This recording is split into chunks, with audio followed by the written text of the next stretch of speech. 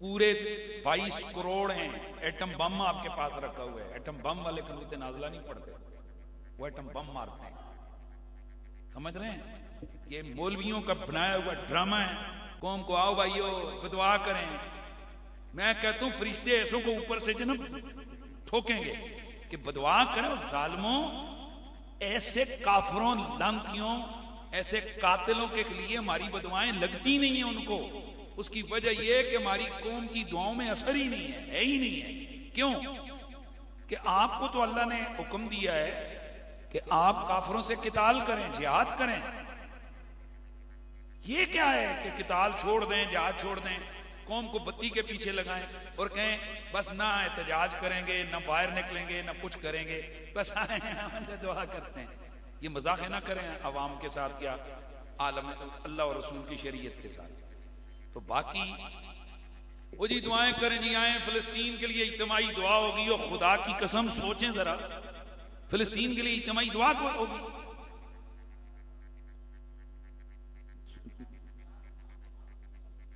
भाई हाँ, अवाम ये कर सकती है, मेरी सुने सुने, इन्हीं हुक्मरानों के जाकर दरवाजों पे अवाम बैठ जाए।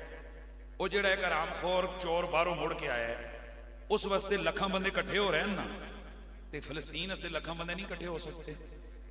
इमरान खान पकड़िया गया है, इन्हें जाके आर्मी के उत्ते हमले करके अग्गां लाइया ने।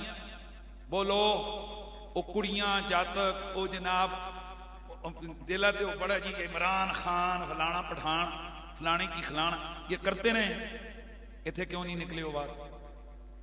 वो जरदारी आता है, वो नईमे शीमे, वो दूसरा जो है वो क्या बोलते हैं उसको, बिलावल भट्टू, उस पे क्या करते हैं सारे। आप निकले एहतजाज के लिए, कहां निकले? मेरे साथ निकले, शुक्र है चले आप बैठे हुए हैं। इतने तो वो बदबख्त भी हैं कि जेडे मेरे नाल भी इथों बाहर नहीं निकले, वो दुआ कनूत पढ़ सन इन्हां दे खिलाफ। जो कौम, मतलब अगर ये सारे निकलते तो मेरी मस्जिद में 2000 से ज्यादा बंदा, 2500 से ज्यादा बंदा है। क्या वो जो निकले वो 2500 बंदा तो नहीं था? इसका मतलब है इन्हां विचों भी डंडी मार गए। तो जिस कौम की ये हालत हो, वो एक कदम ना चल सके, मतलब एक मुहज्जब तरीका ये है कि आप अपनी नफरत का इजहार एहतजाज करके करें। हम और तो कुछ नहीं कर सकते, एतका रखने हैं ना, या अपने जो हमारे सियासी लीडर हैं हम उन पे तो दबाव डाल सकते हैं। हम जो कमेंट्स कर रहे होते हैं या जहां पोस्टें चढ़ा रहे होते हैं वो तक रखने हैं ना। बाकी तो चले उत्ते चोर बैठे ने, बम उन्होंने हथा च बटन उन्होंने कोल साढ़े कोल नहीं। मैं तो चीख चीख के टीवी पे भी खूब रगड़ा दिया, ओ तड़ल करके रगड़ा देता है। सारा कुछ साढ़े रगड़े ही है ना, गल ही है, जुबान ही है। लेकिन जो गूंगे आज इस पे बोल भी नहीं रहे ना, खुदा की कसम उनसे भी अल्लाह पूछे। बाकी मेरे इख्तियार में हो, ये हुकूमत हो, ये बाकी मैं अल्लाह की कसम कदों दा शाइन से डकीता हो हो जी हमारे कानूनी नहीं है। अफगानिस्तान की केड़ी इकानमी सी भाई, लाख रुपया देते थे आप रेडी पे। मुझे वो दिन याद है कि एक बंदे ने लाख रुपया बाड़े में दिया था, मैं मेरी आंखों देखा ये वाकई। उसने एक्सचेंज करवाए पैसे, कितने लाख। उसने रेडी जो होती है ना, रेडी है जी तुसी, रेडी भरी दी उसने अफगानी जेड़े ना लुटाए। वो मां के बच्चे खुदा के दीन का नारा लेकर आलमी सुपर पावर से टकरा गए। 20 साल उन्होंने अल्लाह के दीन के लिए जंग लड़ी। आज वही मुल्क है, उस मुल्क में यही इंटरनेशनल रिपोर्टें क्या आ रही हैं कि इस वक्त दुनिया की सबसे स्ट्रॉन्ग और तेजी से बढ़ती हुई इकानमी किसकी है? अफगानिस्तान की। यही मजाकें करते थे ना कि ये मौलवी हैं, मौलवियों के पता हुकूमत करने ड्रामे लगाते थे। जिस तरह हमारे मुल्क में आज सारे कंजर खाने मिले हुए हैं और वो कहते हैं मौलवियों का क्या पता हुकूमत करने का। मौलवियों को सब पता है। हजरत उमर बिन अब्दुल अजीज रज़ी अल्लाह तआला अन्हु जब हुकूमत में आए ना, तो आपने सबसे पहले अपनी बीवी, और उनकी बीवी कोई छोटी औरत नहीं थी, उनकी बीवी हाकिम वक्त की बहन थी। आपने अपनी बीवी को सबसे पहले कहा कि जो जो जनाब तेरे लिए तुझे दी हुई है ना चीजें, सोने चोने इकट्ठे किए हुए, इकट्ठे कर, उस क्या शोर नामदार उन्हें क्या इकट्ठा कर, सारा कुछ सब कुछ इकट्ठा हो गया। सोने के पगड़का उठाकर वो सारा जो माल औजार था, उमर बिन अब्दुल अजीज गए, जाके सबसे पहले ढेर लगाया किसके आगे? बैतुल माल के आगे। अगला दिन गुजरा, रात गुजरी, अगले दिन बैतुल माल के सामने इतना बड़ा ढेर लगा हुआ था कि उसका दरवाजा छुप गया था, इतना बड़ा ढेर लगा हुआ था। सोने चांदी सब वापस, सब जागीरें सब कुछ वापस, क्योंकि उमर बिन अब्दुल अजीज ने एक ऐलान किया था कि मैं खाऊंगा भी खुदा के दीन की शरीयत के हलाल को, और खाने भी उसको दूंगा जिसके लिए हलाल हो। जिसके पास जितने एसिड हैं, अगर उसके पास उनका सबूत नहीं हुआ तो मैं उसको सजा दूंगा, चोर वाली, गासिब वाली सजा दूंगा। तो जब लोगों ने देखा जेड़ा अपनी घराली दा सोना ला के ले आया हैं जी, तो वो सानू कितने छड़ेगा? लो भाई, सारा मुल्क का निजाम खुद ब खुद ठीक हो गया। आज तालिबान का जर्नल देखते ना वीडियो में, उनका जर्नल मुबीन है, कल परसों की मैं देख रहा था उस दिन की वीडियो। वो दुकान पे सौदा खरीदने गया, उसका जो साथ वाला साथी है वो कहते हैं सर मुझे दे दें। उसे कहते जरा देख मेरे हाथ टूटे हुए तो नहीं होने का? नहीं। उसने कहा वो जो तुम कर रहे हो ना, वो मेरी हुकूमत की तुम्हारी ड्यूटी है, ये मेरे घर का सामान है, मैं खुद उठा के लेके। जर्नल साहब अपने घर का सौदा यूं उठाकर खुद घर को लेके जा। पूरी कबीना बैठी हुई है, रोटी खा रहे हैं इनके नाल प्याज तो दाल। जिन लोगों के शौक ऐसे हों कि रोटी भी खानी तो भाई ठीक है, जिथे मिले वो ले आ भाई, ओ ढाबे ले, और जो कोई यही ले आ, उथे बैठ के खा लिया। ये है वो निजाम जिस निजाम से मैंने उस दिन एक टेलीविजन प्रोग्राम में कहा, आपके न मसवाक से अमेरिका को तकलीफ है, या आलम कुफर को, यहूदियों को, ना आपकी पगड़ी से, ना आपकी नमाजों से। अगर ये तकलीफ होती तो अमेरिका में इस वक्त 3000 से ज्यादा मस्जिदें हैं, यूरोप में इस वक्त 56,000 से ज्यादा मस्जिदें हैं पूरे यूरोप के अंदर, सिर्फ आपके एक यूके के अंदर हजारों मस्जिदें। मैं खुद वहां देख के आया हूं, खुद गया, और इतनी इस मस्जिद से आलीशान मस्जिदें वहां पर बनी हुई हैं। सिर्फ एक ब्रेडफोर्ड के अंदर जनाब मेरे ख्याल में पिछले दिनों में देख रहा था कि कुल मिला के नहीं, एक तो प्रॉपर मस्जिदें, कुछ घरों को उन्होंने मस्जिदें बनाया हुआ है जिसको जमात खाना के तौर पर, वो इबादत खाने के तौर पर कहते हैं। तो ये 500 से ज्यादा सिर्फ एक शहर के अंदर ये सेंटर है, इस्लामिक सेंटर और मस्जिद। वो मेरी जान, काफरों को तकलीफ नहीं है ना दाढ़ी से ना मसवाक से, वो त्याने आले आला किस्म की मसवाक के नो मस्जिदों के लिए वो कहते हैं सी खुद बना के देवांगे।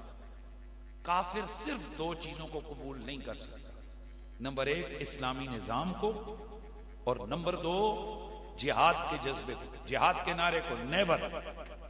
क्यों कि मुसलमान के जिहाद का जो नारा है ना, ये मुसलमान की जिंदगी है, ये है जो चीज काफिर को मिटा देती है।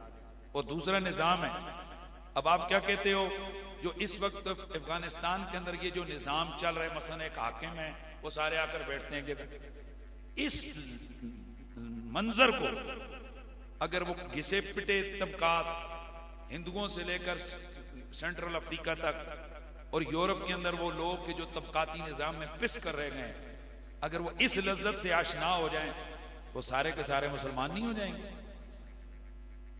इस वजह से आलम कुफ्र कभी भी आपके मुल्कों में इस्लामी निजाम नाफिज नहीं होने देगा।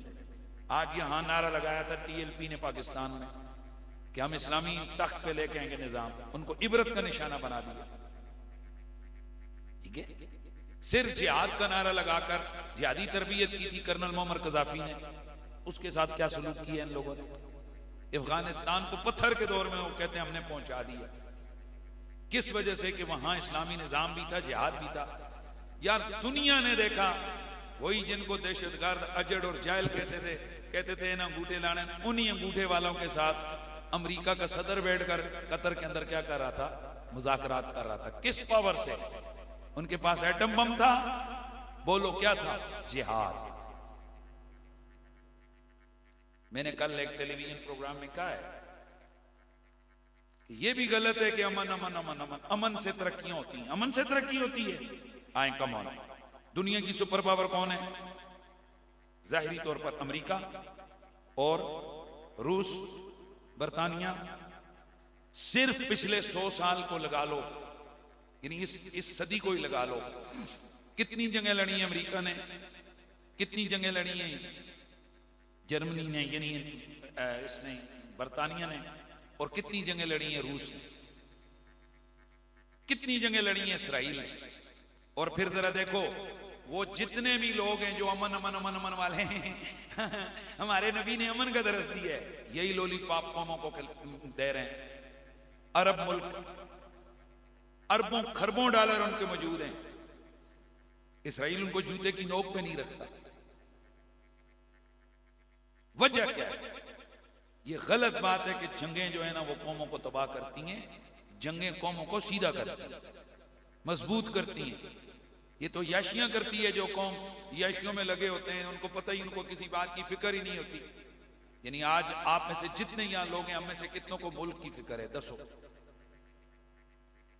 99% में बैठे हुए लोगों को सिर्फ ये फिक्र है कि मैं अपने पुत्र दी फीस कितों देनी ते बच्ची दी शादी कितों करनी। कसम चुक के दसो, क्या इस पूरे 99% लोगों में सबको सिर्फ यही फिक्र नहीं है कि भाई मैंने अपने घर का देखना है? बाकी उसकी वजह क्या है कि हमें इस मादियत में उलझा दिया गया कि तेरा काम प्यो दे, तेरा काम है बच्चे को संभालना। तो मुजाहिद बच्चों को बाद में देखता है, मिल्लत को पहले देखता है। वो बच्चों को बाद में देखते हैं, मुल्क को पहले देखते हैं। इसलिए जिहाद का जज्बा हमारे अंदर से निकाला गया। तो जिहाद का जज्बा जिस कौम में नो ये, अच्छा मुझे बताएं, मैंने ऐलान किया भाई निकलो इसराइल के खिलाफ, पता है क्यों नहीं निकले? क्या ये सब वो बच्चे बच्चियों वाले, क्योंकि इनका अव्वल भी औलाद है, इनका आखिर भी औलाद है। उन्हें क्या भाई मसीती आया फिर मोड़ औलादी को जनानी को लो आया, जनानी को जा सा, ठीक है, ये इनकी जिंदगी है। अगर जर्रा सा भी जज्बा ईमानी और जिहाद हो तो उसके अंदर फिर मुसलमान जिहाद जो होता है ना, जिहाद वो मुसलमान को सिर्फ इस चीज पे नहीं रखता कि जनाब मेरी तीद है मेरा पुत्र। वो हर बेटे को अपना बेटा समझता है, हर मुसलमान की बेटी को अपनी बेटी समझता है।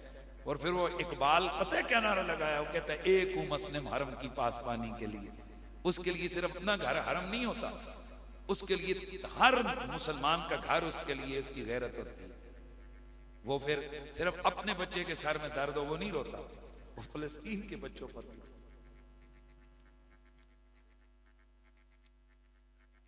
उसका दिल रोता है, उसके आंसू बहते हैं, पूरी दुनिया के मुसलमानों का दर्द उसके दिल में। ये हमारे अंदर जज्बे जिहाद खत्म हो गया। भाई जिहाद करना ना करना ये मौका तो बाद में, हमारे अंदर जज्बा तो हो। अब मुझसे कई लोग पूछते हैं जी आप, मैं कहना वो और मौलवी होने जिन्हें रोटियां ला काम में। अल्लाह ताला आजमाइशों से बचाए। जिस दिन कोई ऐसा मसला है तक कुरैशी और कितने होने, तो ये सारियां ट्रेनिंग शरंगा में स्कूल दौर की सीखी। जिस दौर में हमारे दौर में ये बाकायदा स्कूल में असला सिखाते थे।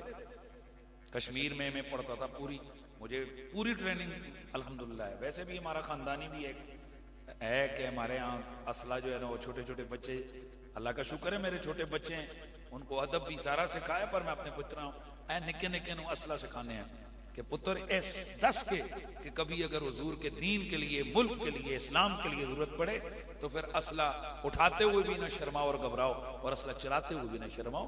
ये इस्लाम की तालीमात। बाकी कौन क्या समझता है क्या कहता है, जो समझते हैं समझते रहे। इतनी जिंदगी इतने अरसे में गुजर गई है, 45-46 साल अगों जी लिखी है गुजर ही जानी है। तो बंदा रहवे भी तो याइयां करके रहवे, ऐ कड़ी गल है। जीना भी है तो एक हद तक है, और मरना है तो टाइम पे मरना है। बंदा जिए भी तो गैरत के साथ और मरे भी तो गैरत के साथ। अल्लाहुम्मा सल्ली अला मुहम्मद व आलिहि व सहबिहि व सल्लम। रब्बना तक़ब्बल मिन्ना नूरना व क़ना अज़ाबन नार।